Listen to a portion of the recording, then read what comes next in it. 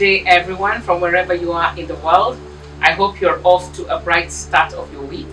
Today we'll be talking about outwitting fear. Outwit fear.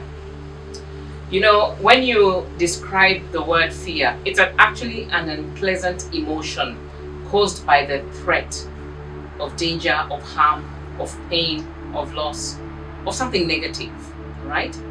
And actually, when you think about the word outwitting is to deceive by greater wisdom. So having a greater knowledge about how to outmaneuver a thing, okay?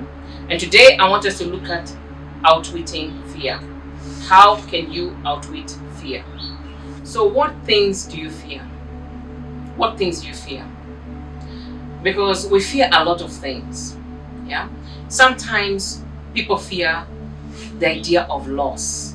So they consume a lot of their time thinking about the possibility of loss. And instead of moving on with your life, being productive, being efficient, enjoying, being present, you find that the amount of time you're spending is in the fear of loss, in the fear of being hurt. Some people don't even enjoy their relationships because half the time, the minute they start a relationship, they're already in a fear of being left. When you've just started a relationship, imagine at the onset of a relationship, you're already fearing, what if I am left? What if this person leaves me? What if they don't love me? So you're not present, you're not enjoying yourself, and you're robbing yourself of an opportunity to really take the most of that experience that is before you. Some people fear stepping out to do new things. And that I know covers a huge number of people who are listening to me. You know, when you have a new idea, you have this light bulb, you want to do something, you want to start something new, you want to start a new hobby, a new skill. Again, people get gripped by fear. Fear. Okay? Now, fear will hold you back. Some people even fear dying. Can you imagine from the age of 20, there are people who are already saying, oh, I fear the day I will die. Now, why don't you just live today and enjoy the life of today so that you don't rob yourself of the opportunity to experience the life that you have? Because let's say you have the fear of death when you're 20 and you die at 80. How has the 60 years of your life been in fear? You find that you lived 0.0000 something percent of what it is you could have lived during that time, right? Fear of doing new things. You know, I have been challenged by many people, you know, to do things that I never dream that I can do. And a lot of the times when I'm presented with this opportunities to do this, what I call crazy things, I find that what stops me from experiencing these things is fear or phobia, one of the two. You know, I had a phobia of water and a phobia of heights, and every day I have to overcome that, and I have to lean on many coping tools to deal with phobias. But fear also, you know, half the time we stop ourselves from doing things because of fear, right? Fear of what if, what will happen if, right?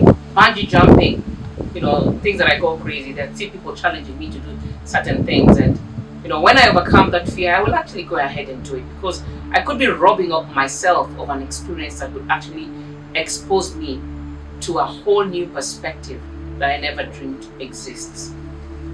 One thing that's interesting is research has stated and shown that 99% of the time, scientifically, 99% of the time, the things we fear do not happen.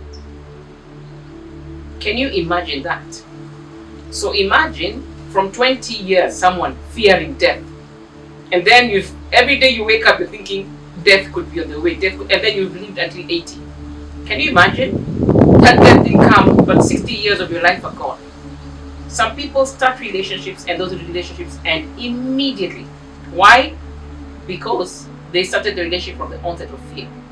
Fear. What if he does this? What if she does this? What if? And most of these what ifs are based on past experiences. Don't judge what is before you based on what came from the past. Okay, and I'll be talking about dealing with the past. Okay, I like to reference some coping tools of how to deal with fear practically. Okay, the first thing is to look at your mindset. Your mindset. How do you engage with fear? What do you think fear is? Do you understand what fear is? Do you take fear by the bulls, by the horns? Okay? Do you take it by the horns and do you put it down and tell it you have no power over me? When you recognize that the things that are causing you anxiety, pain, hurt, the imagination of, they're just an imagination in your head, a fragment of your imagination. Take control of it. Okay? So your mindset. The second thing is spiritual, your spiritual state. Your spiritual state. Okay? If you look at Psalm 23 verse 4, it says, though I walk through the valley of the shadow of death, it says, I will fear no evil. Okay, because when people are walking through difficult things in life, which we cannot wish away, when you're walking through dark moments, when you're walking through loss, sad moments, all these things, the value of the shadow of death, whatever that means to you, yeah, you should fear no evil in that space. Okay, for God is with us. The Bible says that He will never leave us nor forsake us. So we should have the understanding of who we are and whose we are. Because when we have that understanding, then we know, even though physically we may seem like we're alone in that matter, but that matter should not terrorize you. It should not put you in fear and anxiety and distress. Because He who is inside of you is greater than this thing that's facing you. Okay? So today I want you to begin your week in the strength and in the knowledge that fear is just a fragment of imagination. It's not real. Go forth outwitting fear. The way you outwit fear is to understand it, to know it, and then to beat it. To know that it's a lie. To know that He who is in you is bigger. The Bible says, where there is love, there is no fear. They cannot exist. And God is love. So when you carry the Spirit of God, then the spirit of courage and boldness is then inside of you to outwit this spirit of fear that is now a physical fragmentation, right? So as we go about our week, go about it in the confidence and the boldness of God who's inside of you, to be able to equip you to do every single thing that you have desired to do.